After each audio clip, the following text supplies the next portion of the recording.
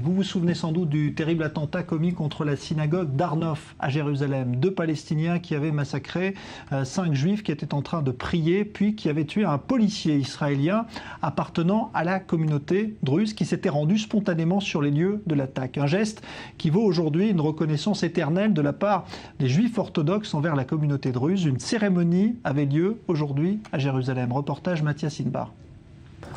Une rencontre franche et cordiale entre un survivant juif orthodoxe et le père d'un policier druze tué lors d'un attentat dans le quartier de Ar-Nof à Jérusalem.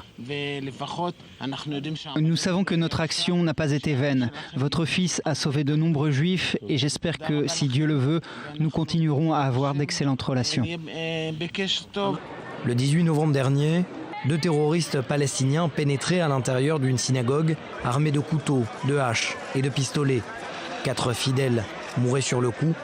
Au même moment, le policier druze Zidan Saïf arrivait sur les lieux et tentait de neutraliser les terroristes. Il sera tué dans un vif échange de tirs et en protégeant son coéquipier.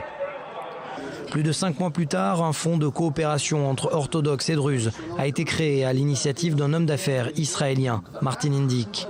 Le père de Zidan a fait spécialement le déplacement pour l'occasion. Nous croyons au destin et c'est pour cela que mon fils a agi de la sorte. Et c'est pour ça que nous sommes là aujourd'hui. Mon fils s'est battu avec loyauté au sein des forces de police et pour son pays. C'est ce qu'il me disait tout le temps.